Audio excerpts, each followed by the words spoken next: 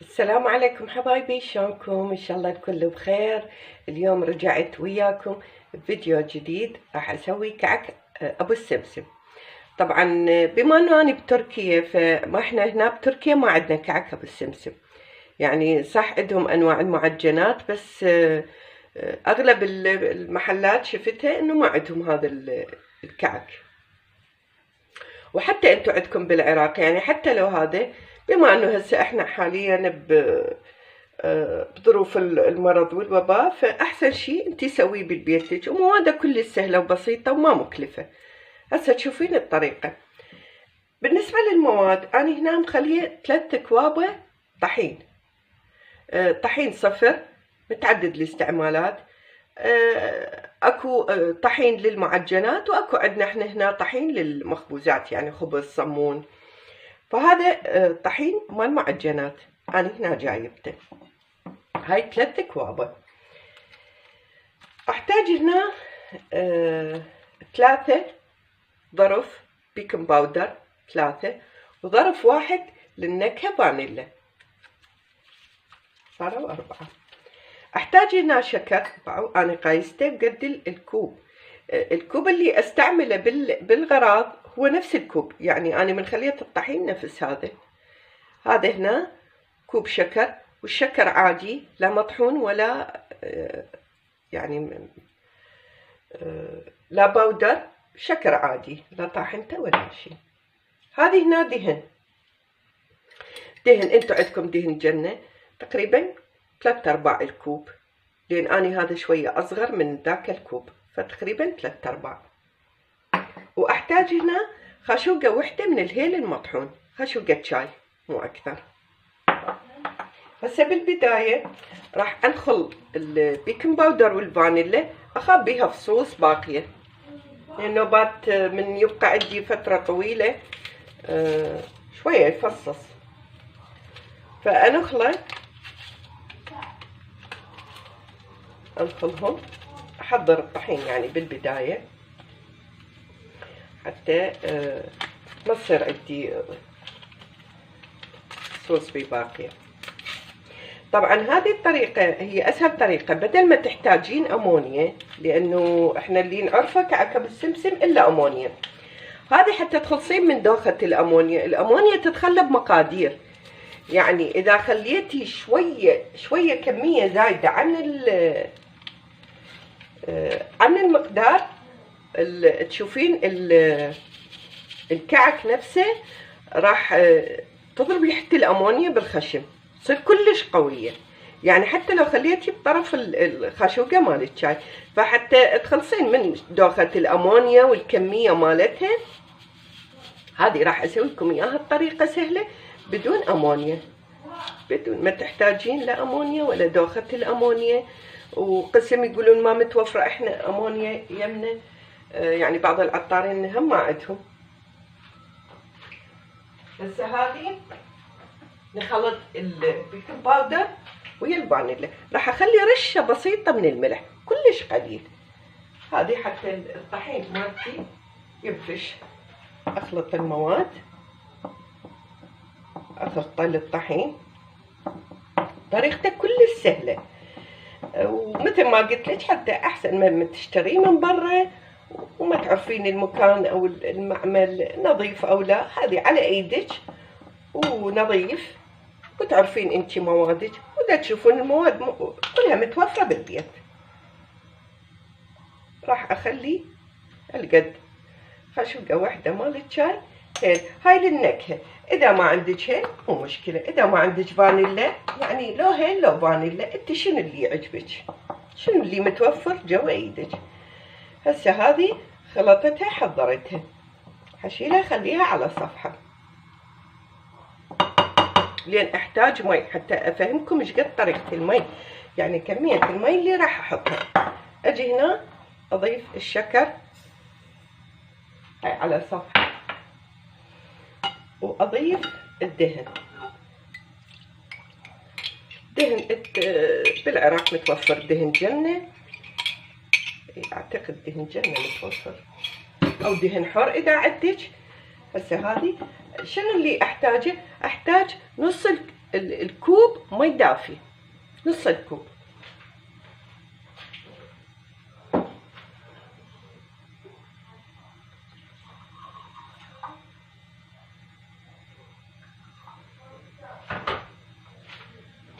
هذه نص الكوب مي دافي. واذا خليته وشفت العجينه مالتي شفتها يابسه، اضيف شويه بعد مي، يعني قطرات. وانت مثل ما قلت لك، يعني انت عينك ميزانك.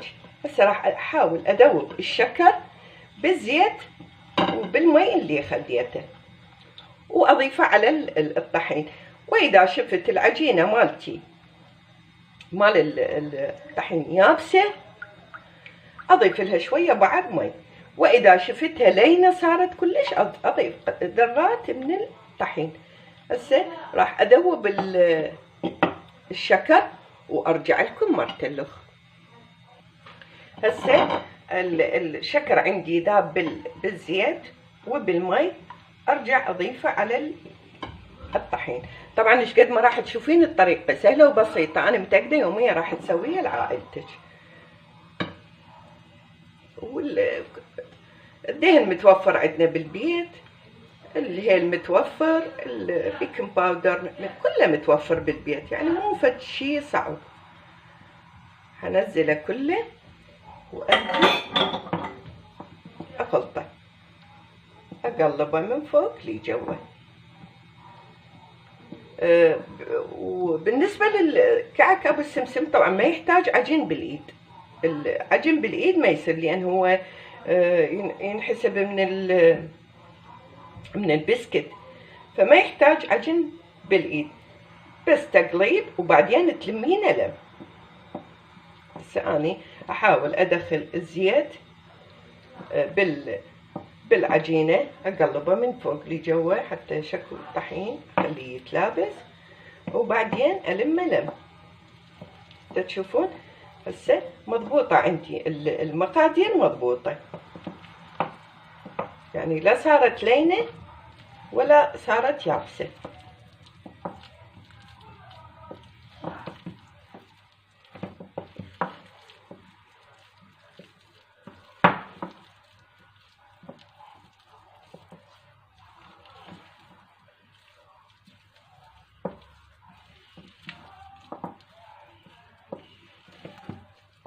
هسه اجيب الخشبه مالتي اللي اشتغل عليها حتى الم العجين مالتي. انتظروني. رجعت وياكم، هاي لميت العجينه، انزلها. راعوها شلون انلمت، المها لم هيجي. لا اعجنها ولا ابد، بس مجرد هيجي المها، اضمن حتى تتلابس. يعني مو عجين هيجي باليد، لا ما يصير، لان هو مثل ما قلت لكم من انواع البسكت. وارجع اذكركم بالمواد: 3 قلاص طحين. القلاص اللي تستعملي للطحين نفسه للزيت، نفسه للمي، نفسه للشكر. وقلاص واحد شكر، 3/4 زيت، بس اني شفتوني كوب لان كان شويه صغير فمليته. والمي دافي نص الكوب، وبيكنج باودر 3، فانيلا 1، والهيل.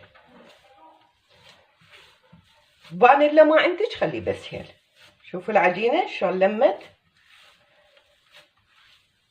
ولا تعبت بيها ولا عجنتها ولا اخذت من عندي وقت. هسه شوفوا، خلي اجرب لكم. باعوا تلم، تجي بسرعه. هسه مباشره راح اشتغل بيها، لا انتظرها ترتاح ولا يعني اتركها. طبعا احنا عندنا الجو كلش بارد كلش بارد، بحيث وانا اشتغل بيها يعني بسرعه لزمت، يعني حتى العجينه بردت بيدي. هسه هذه اروح اخلي الصينيه مال الفرن احضرها، وارجع اشكلها بالشكل اللي اريده. بس احضر الصينيه وارجع لكم مره ثانيه. هسه رجعت وياكم، اخذ شويه من العجينه حسب تريدينها كبيرة تريديها صغيرة انتي اللي يعجبك. ابرمها وبالشكل اللي ترديه انتي يعني.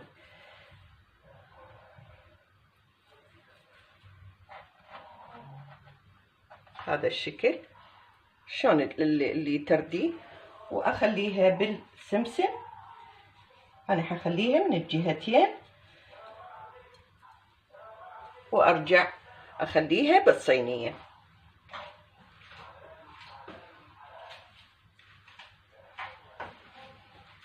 هسه راح اكمل لان اني اراويكم سويت كم شكل.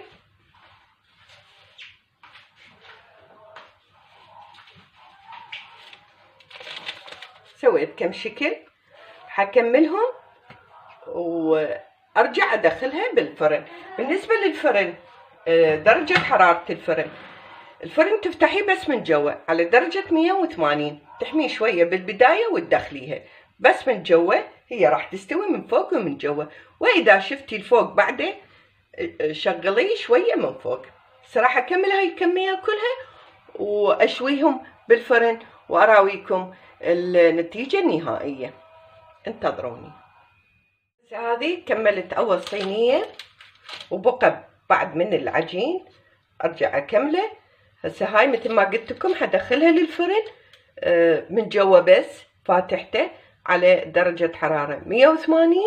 اشويها واكمل الصينية الثانية هم اشويها واراويكم شلون راح تطلع نتيجتها. وان شاء الله يعجبكم هالفيديو. واللي ما مشتركة بقناتي يعني اللي تشوف الفيديو ما مشتركة خلي تشترك وتفعل الجرس حتى اي شيء انزله يوصل لكم. واني دائما احاول انزل شغلات تكون بسيطة ما بيها كل تعقيد.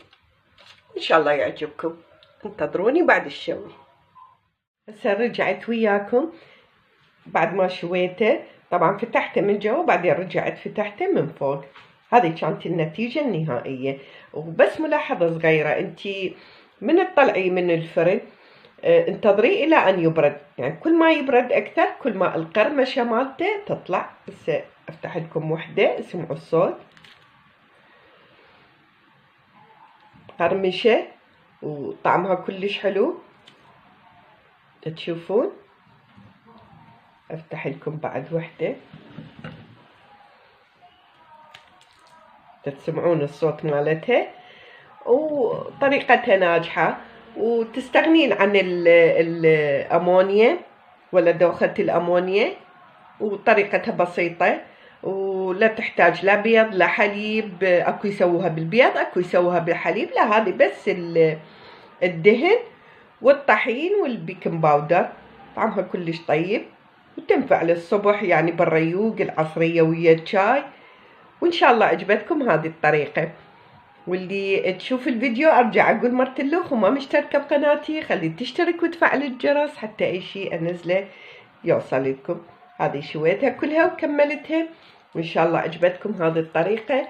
والتقيكم على فيديو جديد ثاني ان شاء الله. مع السلامة.